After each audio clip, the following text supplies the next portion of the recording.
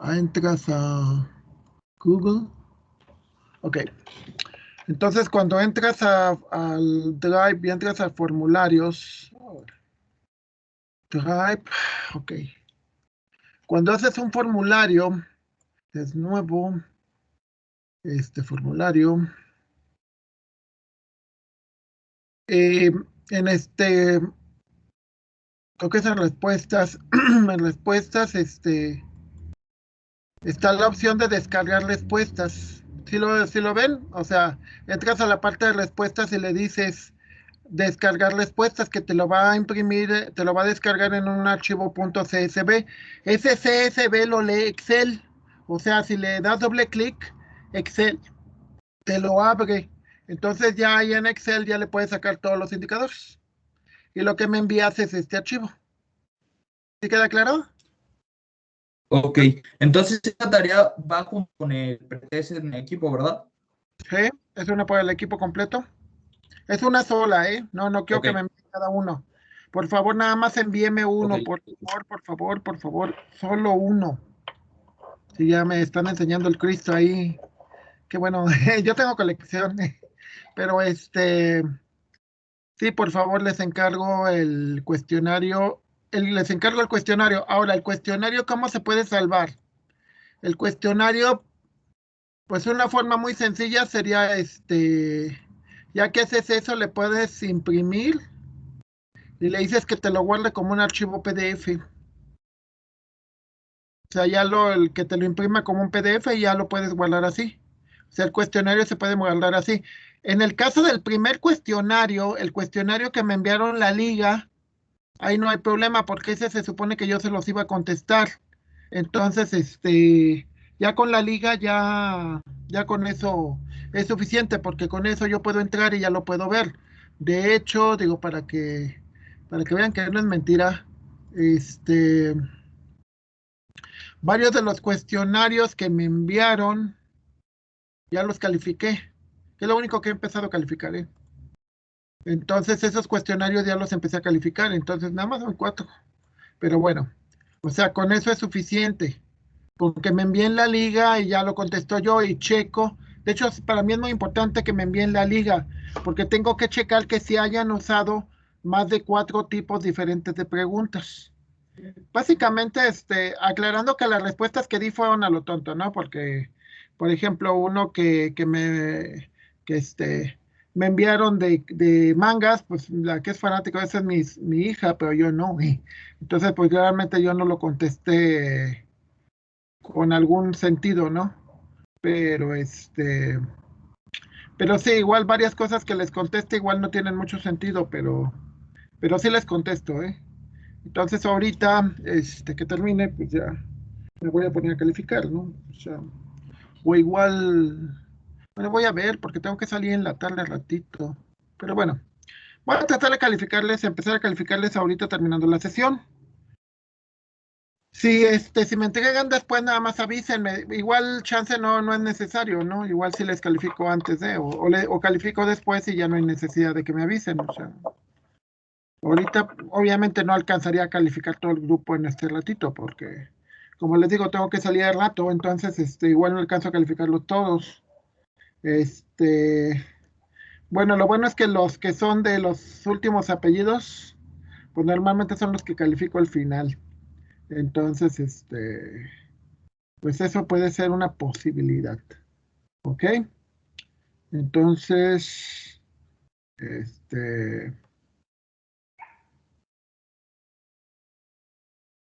empezamos. ¿Qué otra dudas antes de empezar? Profe, como tal, bueno, yo le envié el cuestionario y quería, bueno, ya ve que no usa el apartado en Teams, pues yo lo que hice fue tomarle captura al cuestionario y le puse el link. Así está bien, ¿verdad? Sí, está bien. Sí, o Ok. sea,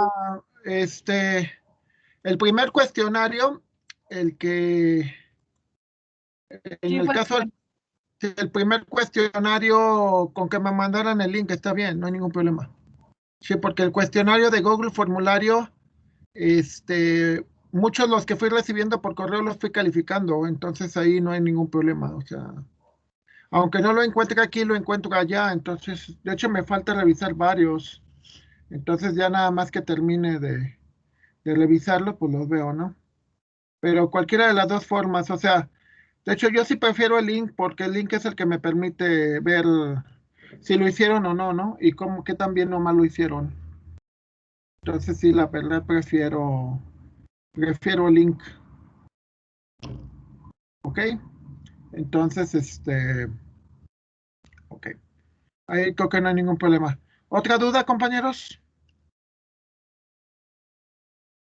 Profe, yo, entonces en total son 3 cuestionarios, ¿verdad? Uno individual, el del pretest y el de, bueno, el cuestionario de donde vamos a sacar los indicadores, ¿verdad? Sí, sí, son 3 cuestionarios. 3 muestreos. ¿Recuerdan que la unidad cómo se llamaba? ¿O cómo se llama? Muestreo. Muestreos, ¿sí? ¿Y si les gustó hacer muestreos o no les gustó?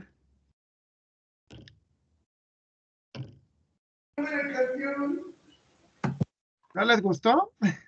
Sí, profe. Sí, no, digo, al final, mucho de lo que van a hacer ustedes ya en la carrera es, digo, ya con la práctica va a ser eso, ¿no? O sea, vas a mostrar que lo que tú quieras, ofrecer, o sea, tus servicios, la gente los quiera, ¿no? O igual la típico, el, las encuestas de satisfacción del cliente, ¿no? O sea, siempre que atiendas a un cliente, ya sea un hotel, un restaurante, un viaje, tienes que hacer una encuesta de satisfacción. ¿Y eso para qué le sirve?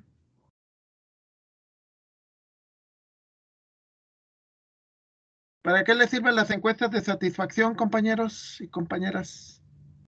Pues para verificar si lo que vendemos, el producto, o sea, el servicio, Para poder mejorar va a beneficiar. el servicio, ¿no? Sí, para poder controlar, mejorar, cualquier cosa siempre es bueno, ¿eh? Entonces, bueno, ok. Entonces ya terminamos la... ¿No hay ninguna otra duda ya para empezar?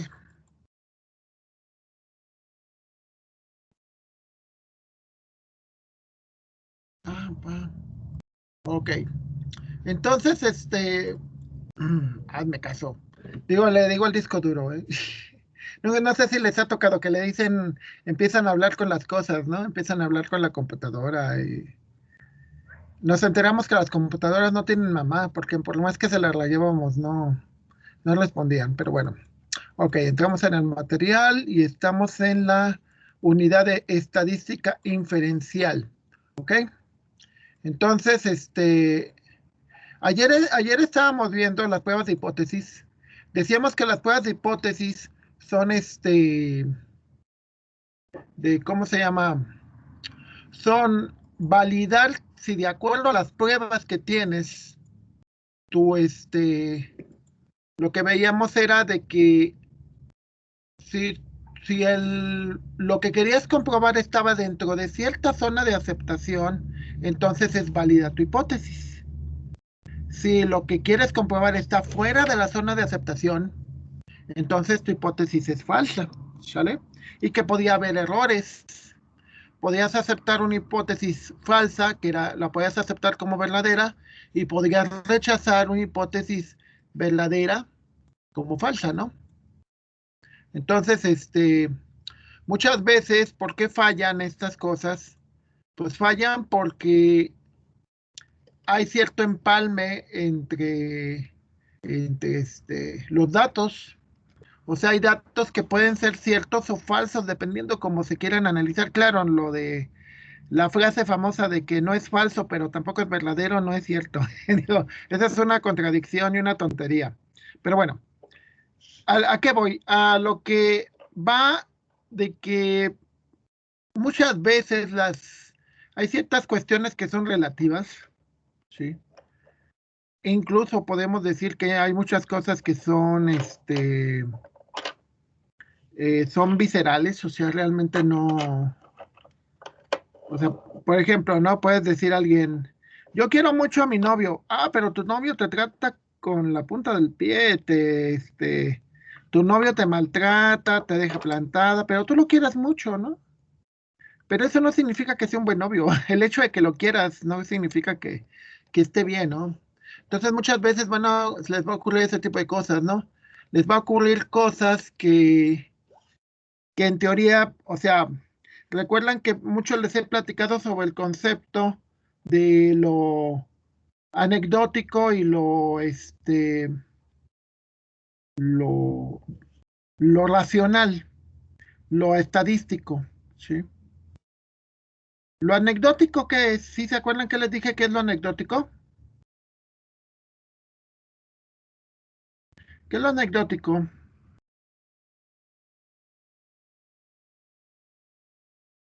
Cuando yo les platico qué me pasó algo a mí, ¿es anecdótico o es estadístico?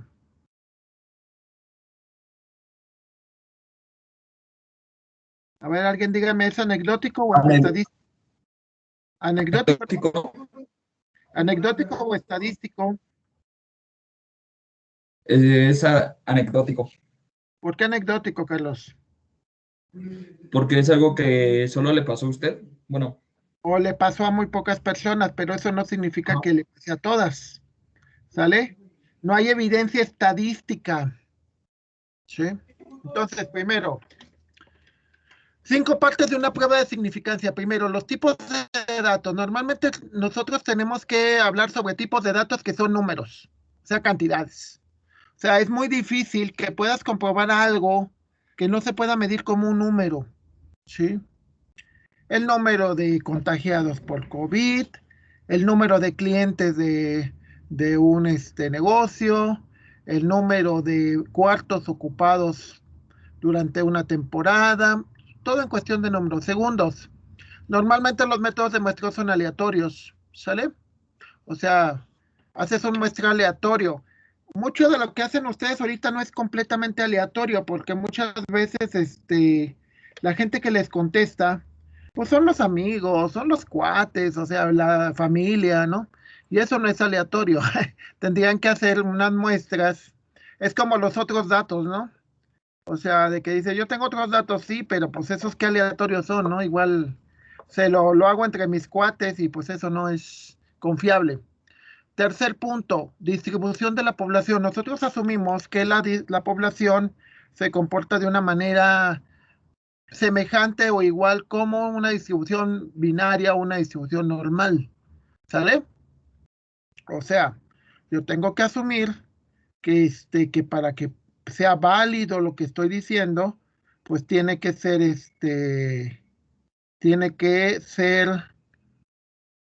comportarse como una distribución normal, ¿sí? Si yo sé que se comporta como una distribución normal, pues entonces yo puedo hacer predicciones, yo puedo hacer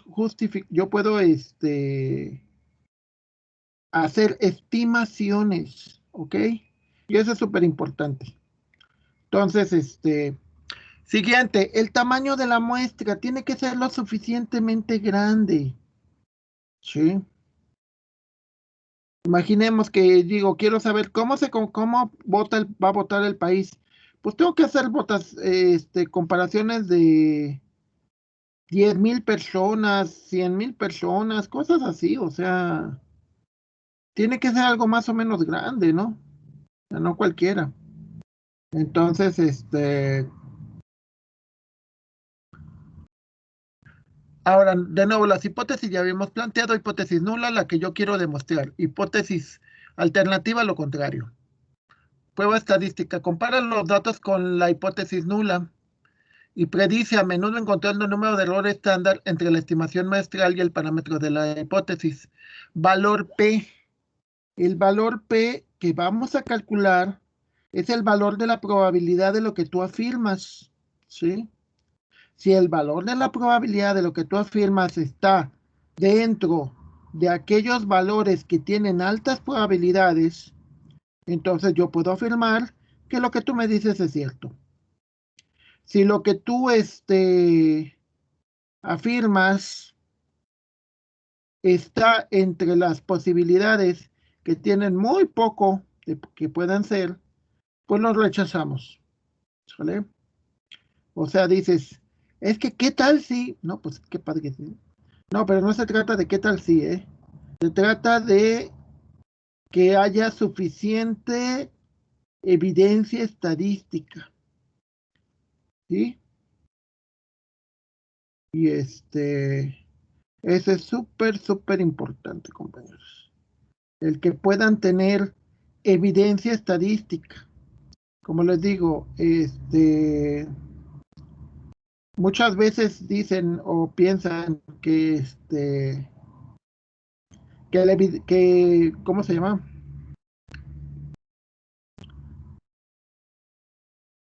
Decimos, tenemos el valor P, dice, es una medida de probabilidad de la evidencia, dando la estadística bajo el supuesto de que hecha es verdadera, que la estadística de prueba sea igual al valor observado, incluso un valor en extremo de la dirección por HA.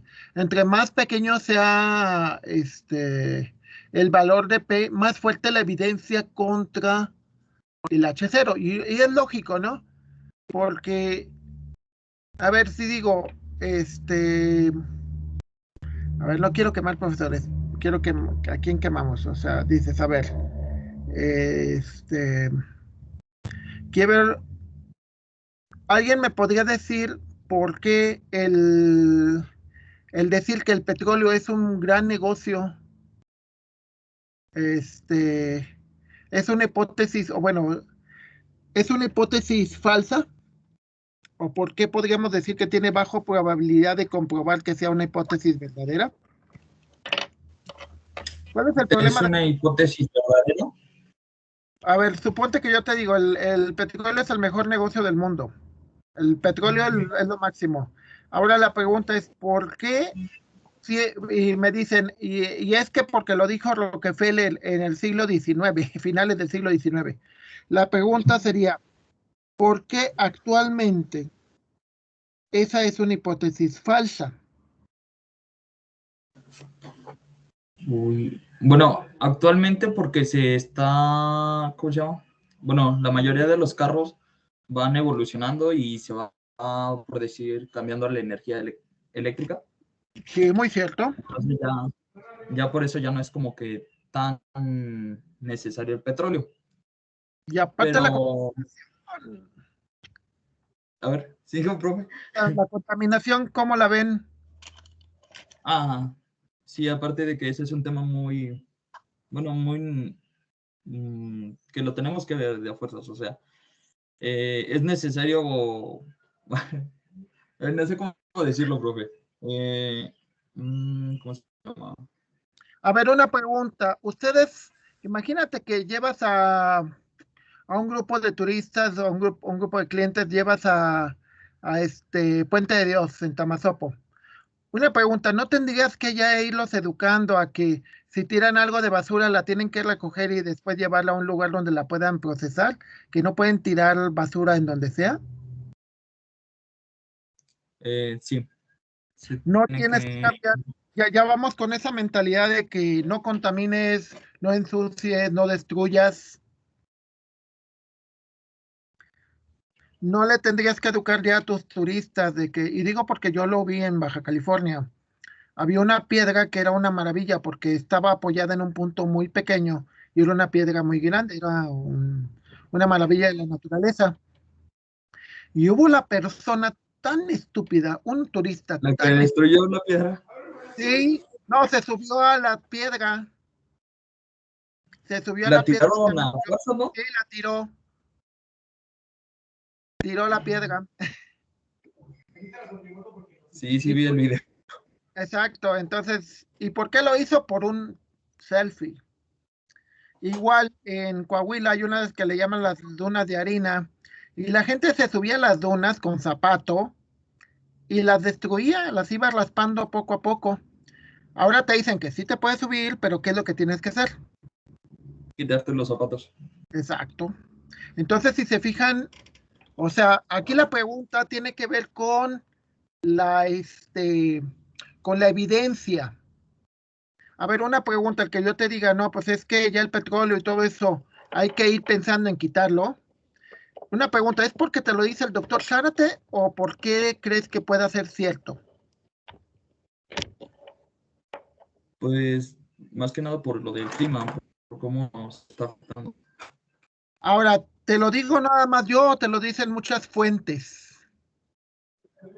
No, pues proviene de muchas fuentes. Exacto, entonces la pregunta es de que si viene de muchísimas fuentes y es comprobable, no sé si a alguno de ustedes les ha tocado estar en ciudades como Monterrey, sobre todo Ciudad de México a mediodía, les ha tocado recibir la contaminación fuerte, o sea, el cómo sientes el smog. Entonces dices, pues esto no es mentira, ¿no? Obvio que es cierto, ¿no? Y el cambio climático, pues todos lo estamos viviendo, ¿o no? Inviernos más fríos, veranos más calientes. ¿Ok? Ahora, lo que tienes que hacer es calcular el valor de P y a partir de eso tienes que darle una interpretación. Si el valor de P está dentro de un rango que puede ser mayor que, menor que o entre dos valores, lo que les decía de las colas, es decir, yo puedo decir que el valor de P esté antes de aquí, de la zona de rechazo. Si está antes de la zona de rechazo, significa que lo acepto. Yo puedo decir que esté después de la zona de rechazo. Si está por acá el valor de P, o sea, el valor que tengo de P que calculo, si está por acá, acepto la hipótesis. Si está por aquí, no lo acepto. Ahora, el de dos colas. El valor de P tiene que estar más acá que esto, pero antes que esto. ¿Sí? ¿Y cuál es la idea? La evidencia. La evidencia es esto que ven aquí, la probabilidad. Tiene que ser algo que tenga mucha probabilidad, que de lo que hemos medido se ha presentado muchas veces. Por eso se le llama una inferencia. ¿Sí? ¿Qué significa? Una inferencia significa que a partir de mucha evidencia, tú puedes demostrar que algo es cierto. ¿Sale? Sí, entonces, bueno, ¿qué es lo que tenemos que hacer? Es calcular el valor de P, el valor P, y tenemos que encontrar el valor de corte. Si el valor de P está entre tal valor o es mayor que tal valor, lo aceptamos, si no, no. Si no lo aceptamos, lo que quiere decir es que no hay evidencia. ¿Sí, compañeros? O sea, por ejemplo,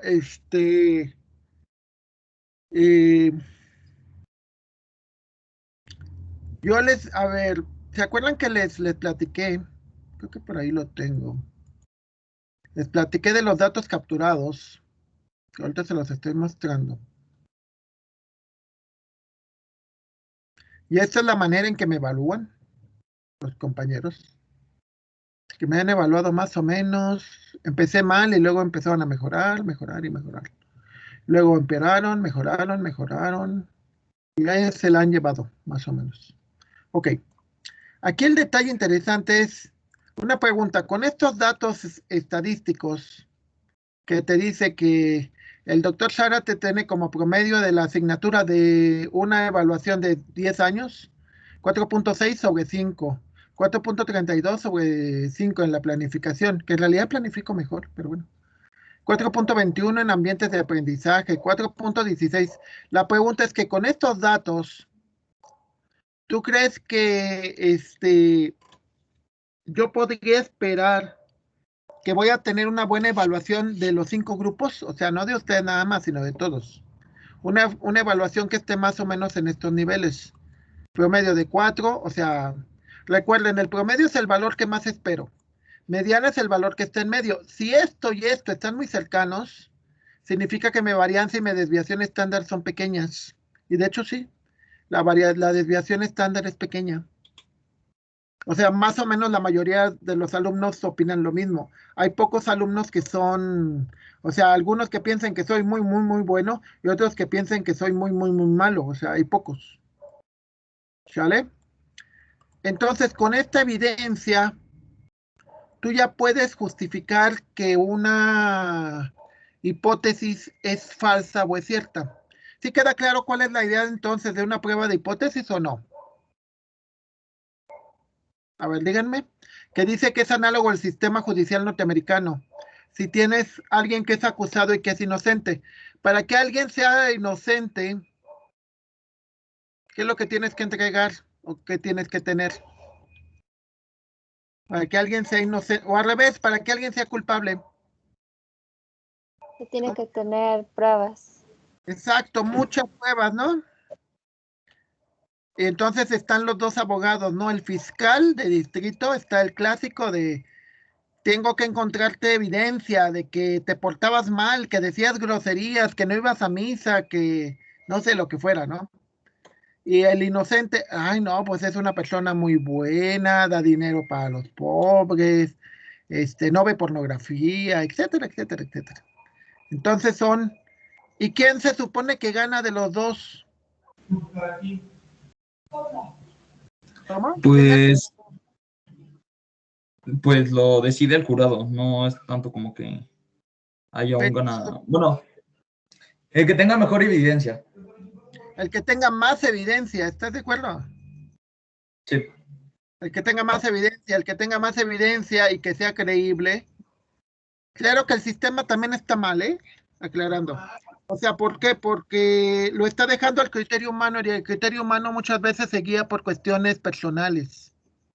Entonces, las cuestiones personales te puedes equivocar mucho, ¿no? O sea, puedes ver a una persona con cara inocente y demás y ser un delincuente, un asesino. Y al revés, ves a alguien mal encarado, por ejemplo, en mi caso, yo a veces, así como que tengo cara de enojado. De hecho, me dicen, ay, no estás enojado. Digo, no. O me dicen los alumnos, oiga, no está enojado, profe. Le digo, no. Y juzgarte mal, ¿eh? Si el juzgar es, el hacerlo por personas está mal, ¿eh? Aclarando.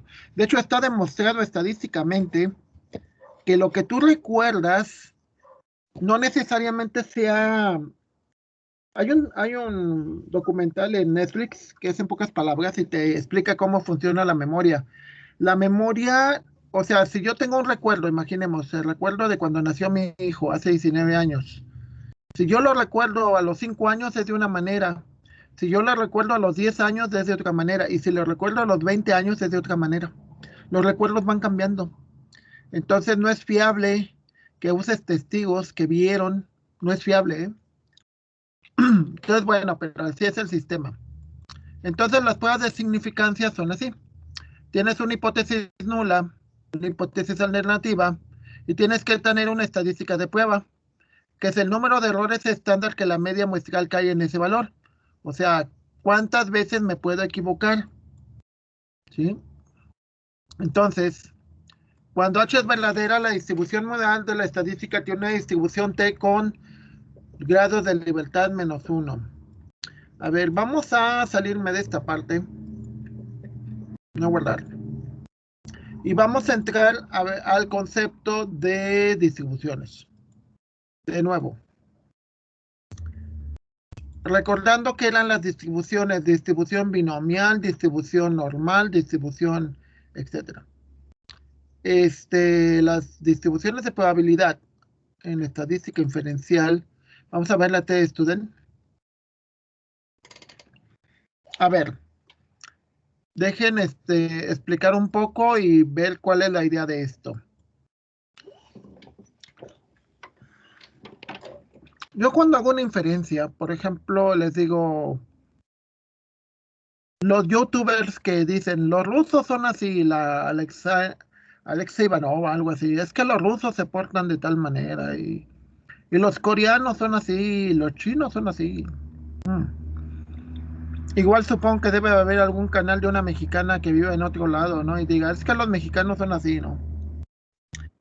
A eso se le podría llamar como una distribución, en donde nosotros diríamos, es que el comportamiento del grupo es así. ¿Para qué te sirve? Ah, bueno, por decir, a ver si es cierto. Por ejemplo, los docentes, ¿cuántos de los docentes realmente se van a tomar unas cervezas con sus estudiantes? ¿Cómo cuántos serán? Del 100%, incluyendo hombres y mujeres.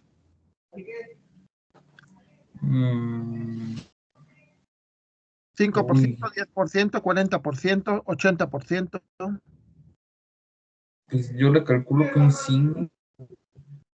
No, es que es muy poco, o sea, Es rarísimo, ¿verdad? sí, o sea, se tendría que llevar muy bien. Y aparte, pues tendría que ya haber salido el alumno para que pudiera hacer eso. Sí, ¿verdad? Sí, de hecho yo varios alumnos que ya salieron, ya me llevo muy bien, somos cuates, me han invitado a bodas, etcétera. Bueno, padrino todavía no, a mi esposa sí, pero pero no, o sea, sí ocurre mucho eso, ¿no? De que mientras seas alumno, pues no, pues hay un respeto y aparte para evitarte broncas, ¿eh? Entonces, es lo que llamamos una distribución, es decir, un comportamiento de la generalidad. Que puede haber alguien que no lo cumpla así, pero ella es anecdótico. La mayoría se comporta como eso. Es lo que nosotros entendemos como una distribución. Es decir, aquellos eventos que son más probables y aquellos eventos que son menos probables. ¿Ok? Entonces, a partir de la distribución es como nosotros hacemos nuestras inferencias. El caso más clásico son los seguros. Cuando tú sacas un seguro de vida, cuando sacas un seguro de automóvil, te toman en cuenta muchas cosas. Por ejemplo, te toman en cuenta la edad. Por el caso de los automóviles, nos tenían en cuenta la edad, nos tenían en cuenta el sexo, hombre o mujer, en qué estado de la República vivías. Si yo vivía en Guanajuato salía más barato que si era aquí. Y si vivía en Ciudad de México era más caro, ¿sale? Entonces, todos esos factores determinan una hipótesis. Entonces, con la distribución, ellos hacían la prueba de hipótesis y te decían, en base a eso, ¿cuánto le vamos a cobrar? Si es muy probable que tenga un accidente, le cobramos mucho. Si es muy poco probable que tenga un accidente, le cobramos poco. ¿Sale? Ok. Entonces, una distribución que se usa para esto es lo que le llaman la distribución T-de-Student o la distribución del estudiante. ¿En qué caso se utiliza? Se utilizan muestras de 30 o menos. Es decir, en muestreos que son muy pequeños. Un ejemplo podría ser, hace años mi sobrino, querido y adorado, sobrino, ahijado y demás, se graduó de la Facultad de Ciencias de Biólogo. Entonces su trabajo consistía en clasificar un cráneo, un hueso de un dinosaurio, no era dinosaurio, era de otra época, pero no recuerdo. Época cuaternaria, algo así. Pero el problema está de que pues no hay muchos huesos. Entonces, el muestreo que podía hacer, o sea, para comparar y decir que ese hueso pertenecía a cierta clasificación, pues no hay mucho. Entonces, el muestreo, pues son muy pocas cosas, ¿no? O el caso, ¿no? Enfermedades muy raras, o sea, cosas que no tenemos una manera de conectar mucha información. La desviación estándar no se conoce, es decir, no se sabe qué tan dispersa. Como son muestras pequeñas, asumes que no hay mucho problema porque son muestras pequeñas y la desviación no debería de ser tan determinante. La distribución T-de-Student es menor en la media y más alta en los extremos que una distribución normal. O sea, lo que se conoce que está más achatada. Tiene proporcionalmente mayor parte de su área en los extremos que la distribución normal. Y es así. La distribución normal la podemos ver en naranja. Y la distribución T-de-Student no. La distribución T-de-Student podemos ver que tiene un área considerable a los lados y en medio pues está un poco, sino lo que se conoce como más achatado. ¿Sale? Entonces, ¿cuál es la diferencia con la normal? La normal es que la mayor parte de los datos están en medio. Recordemos ese concepto, ¿no? Estatura. ¿Por qué es normal? Porque la mayor parte de la gente tiene estatura media. Peso, pues se supone que también. El peso debería de ser medio.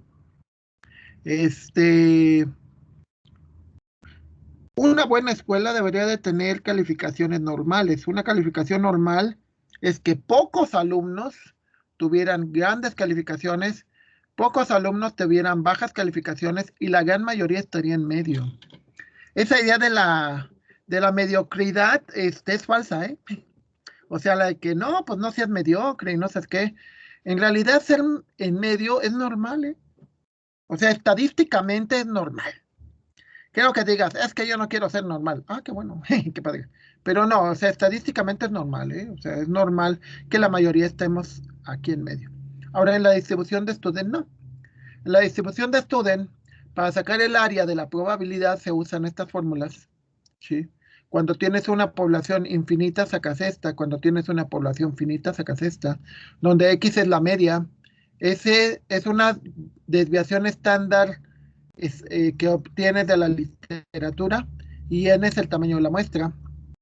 Se establece un intervalo en donde dices, de acuerdo a ese intervalo, dentro del intervalo es aceptada la hipótesis, fuera del intervalo es descartada. ¿Sí?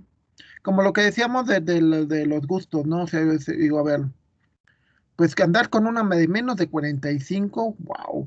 Digo, no podría ser mi hija, pero aún así, o sea, ya no me... Y con una más arriba de 55, pues ya como que, pues no. Bueno, quién sabe, pero no creo que no. Entonces se establece ese intervalo. Intervalos de tiempo, dices, va a llegar lo más temprano, 5 minutos temprano, sí. Por ejemplo, ¿no? Hay gente que dice, es alguien que llega muy impuntual, dice, pues lo más temprano que va a llegar es 10 minutos tarde, y lo más tarde que puede llegar es media hora tarde. Ya media hora ya me voy, no va a llegar ya. Entonces estableces un intervalo, un espacio en el cual algo es confiable, ¿sí? Y eso es importante. Entonces, lo que hablábamos sobre el concepto de certeza deseada, ¿sí?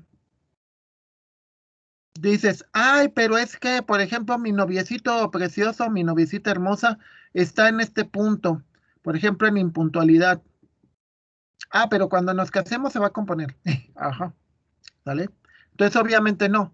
La hipótesis, ese valor que vamos a calcular con las fórmulas anteriores, ¿sí? Con la fórmula del área y todo eso, tiene que caer aquí, tiene que tener un valor que caiga en esto. Por eso hay un límite. Más allá de ese límite, que nosotros vamos a determinarlo como el nivel de significación. El nivel de significación tiene que ver con cuánto estoy dispuesto a equivocarme. ¿Sí? Alguien diga, es que estoy dispuesto a equivocarme 0. Sería un nivel de significación 0, lo cual es muy raro, ¿eh? Normalmente nosotros sabemos que la probabilidad es 1, entonces sería 1 menos el nivel de significación, sería un nivel de certeza del 95%, 90%. Generalmente las probabilidades no están para 100%, ¿eh? Para 100% es muy raro. Entonces, ¿qué es lo que vamos a hacer? Vamos a calcular un parámetro y vamos a ver si está dentro de esto. Si está dentro de esto, no hay ningún problema. Significa que es correcto y que está validado por todas las evidencias que tenemos. ¿Qué es lo que pasa si cae por aquí? Si cae en este lado de lo que no llamamos certeza. ¿Qué es lo que pasa, compañeros? ¿Qué es lo que deberíamos de hacer con la hipótesis? ¿Aceptar la hipótesis o rechazarla? A ver, díganme, ¿qué es lo que deberíamos de hacer?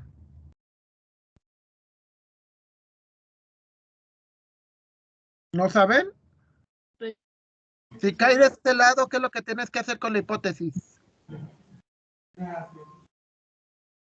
Rechazarla. Si cae de este lado, en el lado del amarillo. Sí, no rechazarla o no. Es al revés. Si este lado cae, es aceptarla. Si cae de este lado, después del nivel de significancia, es ahora sí rechazarla. ¿Estás de acuerdo? ¿A qué se refiere con nivel de significancia? Ok, de nuevo, nivel de significancia significa cuánto estás dispuesto a equivocarte. ¿Sí? O sea, imagínate que tan fácil tu carrera. ¿Estás consciente que cuando escogiste tu carrera, en un momento dado te podías equivocar? ¿Es cierto o no? Sí. ¿Ok? Entonces, hay muchachos te pondré mi caso, mi nivel de significancia era del 99%, es decir, yo estaba dispuesto a equivocarme un 1%. ¿Por qué? Porque escogí esa carrera o no escogía otra, no había más. O sea, porque sí, esa carrera también estaba en el TEC de Monterrey, pero bueno. O sea, era esa carrera y en el TEC regional no había más. No me podía equivocar, o sea, no había otra carrera que digo, bueno, no entro a sistemas y ahora entro a contador o entro a psicólogo, ¿no? Y hay otros compañeros y otros muchachos que tienen un nivel de significancia más alto, en lugar del 99%, lo tienen, por ejemplo, del 90 o del 80. ¿Qué significaría en el caso del 80? Pues que se pueden equivocar mucho, ¿sí me explico? A ver, hay cosas de las de la que tienes cierta certeza, o más bien que no te puedes equivocar mucho, ¿estamos de acuerdo? A ver, por ejemplo, ¿en qué cosas sí te puedes equivocar y en qué cosas no te puedes equivocar? Dígame alguien. Mm,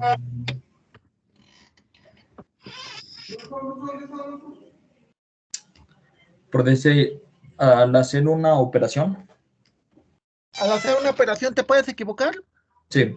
Sí, depende de qué, pero la mayor parte sí. O sea, excepto que estés haciendo cuestiones con dinero, bancos o cosas que no es tuyo, pues sí. O sea, si te equivocas, pues no hay tanto problema o tratas de corregirlo, ¿va? Pero una pregunta, o sea, a ver, si te equivocas, imaginemos que te equivocas pues te puedes equivocar, por ejemplo, con el costo de un viaje. Te puedes equivocar. Entonces tu nivel de significancia. Ahora, imaginemos un médico. Un médico, ¿qué tanto se puede equivocar?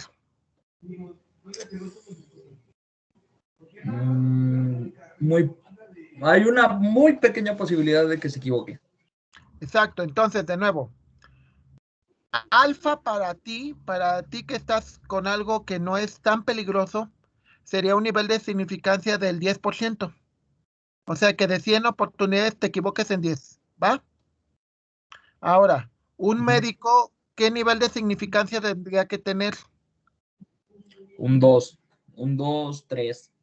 2, 3 de 100, ¿están de acuerdo? Ajá. O sea, significa que de 97 veces le tiene que atinar y posiblemente 3 se equivoque. ¿Están de acuerdo? Entonces el nivel de significancia es eso. El nivel de significancia es entre más grandes que menos te puedes equivocar y entre más pequeño es que más te puedes equivocar. Obviamente el problema es como las pruebas médicas. Las pruebas médicas, los niveles de significancia son muy altos. ¿Por qué no te puedes equivocar en un nivel, en una cuestión médica? O una cuestión de comidas, de algo que sea un químico que pueda ser, que puedas alimentarte de eso. O sea, por ejemplo, los químicos en alimentos, los químicos farmacobiólogos, porque ellos se pueden equivocar muy poco en sus experimentos. Porque tienen que ser muy certeros.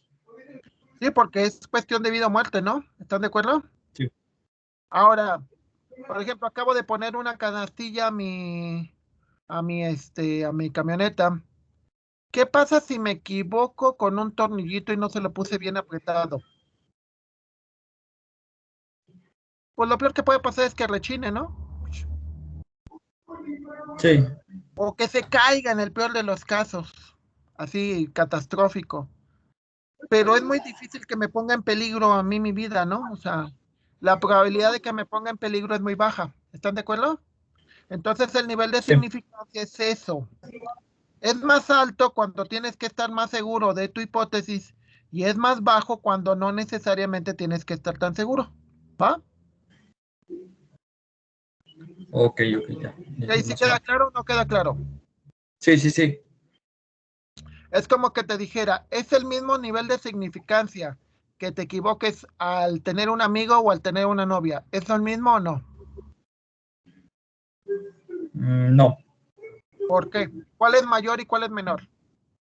El de la novia es menos probable que te equivoques porque la tienes que conocer a fondo.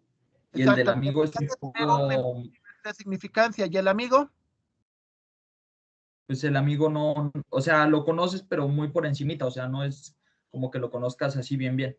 Si te equivocas, pues ya que, ¿no? Ajá. O sea, más que todo va en ese sentido.